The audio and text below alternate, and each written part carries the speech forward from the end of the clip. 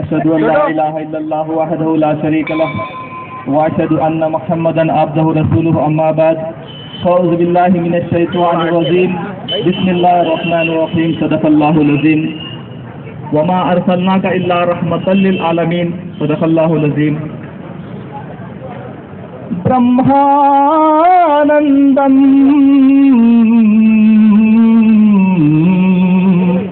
परमासुखदम केवलम ज्ञानमूर्त्यं ब्रह्मातीतं गगनसदृशं तत्त्वमस्यादि लक्ष्यम् एकं नित्यं विमलावचनं सर्वातिसाक्षिभूतं भावातीतं त्रिगुणारहितं सद्गुरु तन्नमामि सद्गुरु तन्नमामि गुरु ब्रह्मा गुरु विष्णु गुरुर्देवो महेश्वरः गुरु साक्षात् परब्रह्म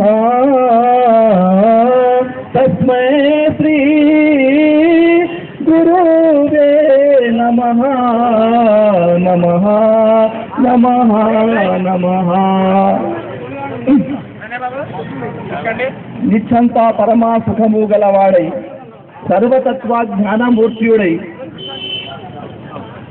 నిత్యంతా పరమా సుఖము గలవాడై సర్వతత్వ జ్ఞానమూర్తుడై తన రూపమే పరమాత్ముని తత్వమై రెండు అనే వేద స్థానంతో ఏకనిత్య స్థానమై గగనములాగా సర్వ జగత్తులో వ్యాపింపబడి ఉన్న ఆ పరమాత్ముడు నీవై బ్రహ్మ ఈశ్వర్ మహేశ్వరుని మూడు గుణములు గల ఓ నీజ గురువా నీవే సర్వము నీ యొక్క శరణంగృతము చేస్తున్నాను.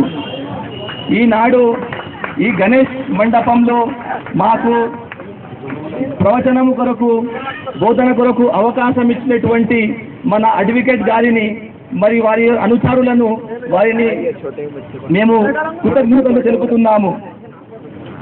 ఎందుకంటే ధర్మంలో ధర్మో రక్షతి రక్షత అనబడింది. నువ్వు ధర్మాన్ని రక్షించు, ఆ ధర్మం నిన్ను రక్షిస్తుంది. మరి ఆ ధర్మాన్ని నువ్వు నాశనం చేయాలనుకుంటే మరి అదే ధర్మం నిన్ను నాశనం చేస్తుంది అని చెప్పబడింది మా ధర్మంలో. ఈనాడు మనము లోకంలో చూసినట్లయితే అనేక వర్గాలు, అనేక మతాలు, అనేక జాతులు, మానవులు తల్లి తండ్రి గురువు దైవంతో ప్రేమ భక్తి లేక సర్వజనులు సర్వనాశనమైపోతున్నారు కదా. తల్లి తండ్రి గురువు దైవం లేదు. సినిమాలు, షికార్లు, నగ్నత్వము ఈనాడు మన భారతదేశంలో పెచ్చిరిల్లిపోతుంది. మరి మనల్ని ధర్మాన్ని రక్షించేటటువంటి మనం మానవులము. మరి సర్వ మానవుల క్షేమం కొరకు, మరి ప్రతి మానవుని మంచి కొరకు వారి యొక్క ధర్మ గ్రంథాల్లో సర్వ అవతారాలు చెప్పినటువంటి వారి జ్ఞానాన్ని ఈనాడు మనము వారి జ్ఞానంతో దూరం ఉన్నాము. అందుకనే భగవంతుడు రకాలు కాదు, సర్వం మానవుల కొరకు ముస్లిం అయినా, క్రైస్తవులైనా, సిక్కులైనా, జైనులైనా, లింగాయతులైనా సర్వ మతాల కొరకు ఆ భగవంతుడు, ఆ పరమేశ్వరుడు ఒక్కడేనని మన యావత్ గ్రంథాలలో ఈ రహస్యము స్వతహాగా చెప్పబడినది. మన గ్రంథాలలో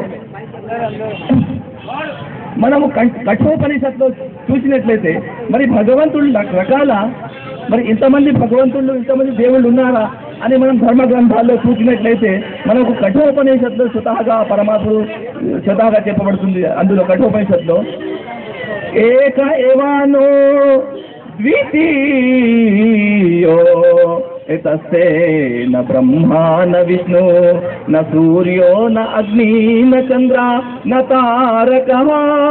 పరమాత్ముడు ఒక్కడే, సాటి లేనివాడు. అతని కంటే ముందు బ్రహ్మ, విష్ణు, సూర్య, అగ్ని, చంద్ర, తారకు లేకుండాను.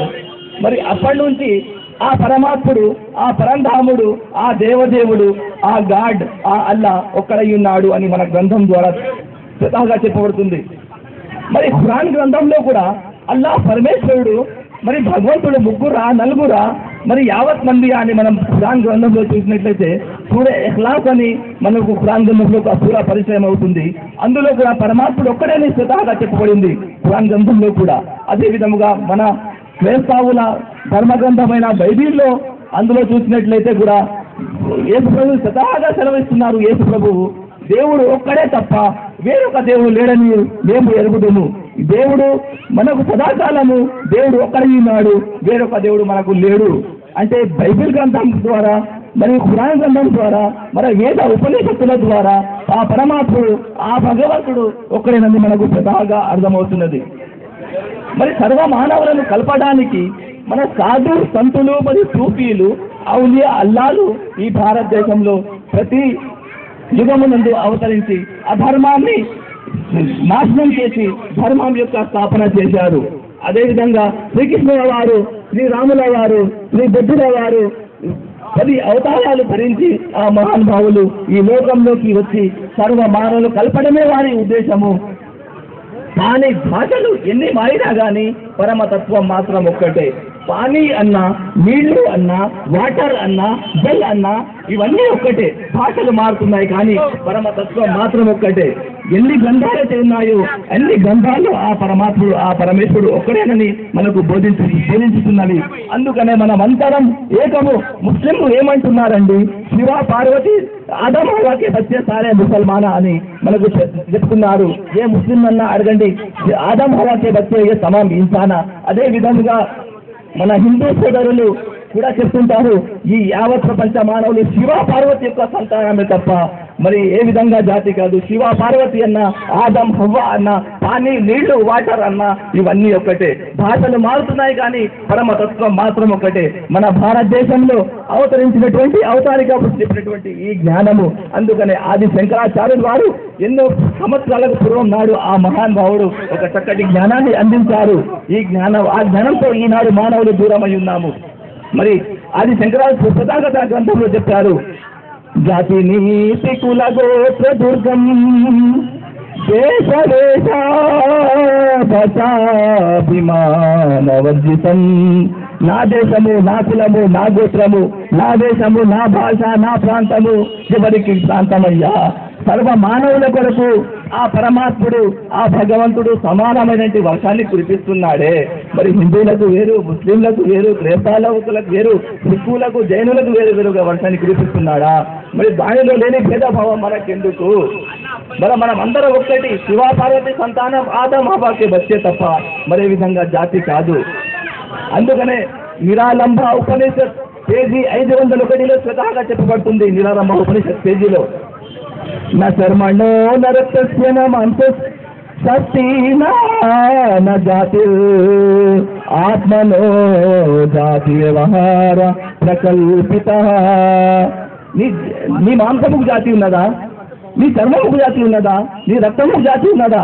ఇది కేవలం వ్యవహారం కొరకు కల్పించుకున్నటువంటిది మాత్రమే తప్ప జాతి లేదు అని మనకు శాస్త్రంలో ఉపనిషత్తులో స్వతహాగా చెప్పబడుతుంది. మరి మనం జాతి కులము మతము ఎందుకండి?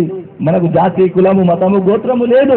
సర్వ మానవులు ఏకత్వం అనే సందేశాన్ని మన భారతదేశంలో అవతరించినటువంటి అవతార పురుషులు అందించారు. వారి యొక్క జ్ఞానాన్ని ఈనాడు మానవులు పాటించినట్లయితే తప్పక విజయాన్ని పొందుతాడు. కానీ అటువంటి జ్ఞానంతో ఈనాడు మానవులు దూరం ఉన్నారు.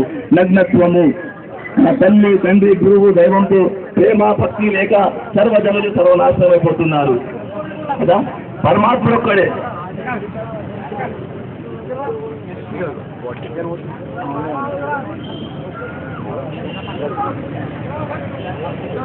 చలో రైట్ అదే విధముగా శ్రీకృష్ణ పరమాత్ముల వారు భగవద్గీత ఎందు 4వ అధ్యాయము 7-8 శ్లోకం చూసినట్లయితే స్వతహాగా చెప్తారు శ్రీకృష్ణ వారు, యదా యదా హి ధర్మస్య గ్లానిర్భవతి భారత अभ्युत्थानाम् अधर्मस्य तदात्मानां सृजम्यहम् परित्रणाय साधूनां विनाशाय दुष्कृतां धर्म संस्थापनार्थाय संभवामि యుగే యుగే. ధర్మము నుంచి అధర్మము అభివృద్ధి చెందినప్పుడల్లా నేను ఆత్మను పొంది అవతరిస్తాను. భక్తుల రక్షణ దుష్టుల శిక్షణకై యుగ యుగాలలో నేను పుట్టి వస్తానని చెప్పారు ఆ మహానుభావులు. అదే విధముగా మా గురువు గారు మానవుని దేహము కొరకు పంచశాంతి సూత్రాలు అని చెప్పబడింది. ఏకో జగదీశ్వర ఏకో జగద్గురు సర్వ అవతార సత్య సర్వధర్మ గ్రంథ సత్య సమత సమ్మేళన ప్రార్థన. అంటే ఈ జగత్తుకు ఈశ్వరుడు ఒక్కడేనని యావత్ ప్రపంచ మానవులు విశ్వసించాలి. ఆనాడే లోక కళ్యాణము. మరి జగత్తుకు ఈశ్వరుడు ఒక్కడే ఏ విధంగా అయితే ఒక్కడే ఉన్నాడు, అదే విధముగా జగత్తుకు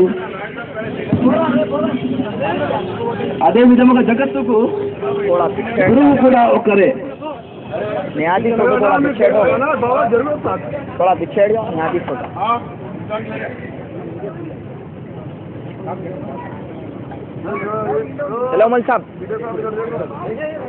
అదే విధముగా మరియు ఎన్ని మతాలైతే ఉన్నాయో మన భారతదేశములో సర్వ మతాల కొరకు సర్వ ధర్మాల కొరకు ఆ భగవంతుడు ఆ పరమేశ్వరుడు ఒక్కడే తప్ప మరొక దేవుడు లేడు. ఎన్ని ధర్మ గ్రంథాలైతే ఉన్నాయో ఆ ధర్మ గ్రంథాల ఆధారంగా మనం చూసినట్లయితే ఆ పరమేశ్వరుడు ఆ భగవంతుడు ఒక్కడేనని మనకు స్వతహాగా చెప్పబడుతున్నది. కాబట్టి ఇప్పుడు మా హిందీలో మౌల్వీ రహీం ఖాన్ సాహబ్ ముబల్లిగ్ ఇస్లాం గారు మీకు హిందీలో మరియు ఒక 5 నిమిషాలు తెలుగులో కూడా మీకు మాట్లాడతారు. మరి ఇంగ్లీష్ వచ్చే వాళ్లకు ఇంగ్లీష్ భాషలో కూడా ఒక 5 నిమిషాలు చెప్తారు.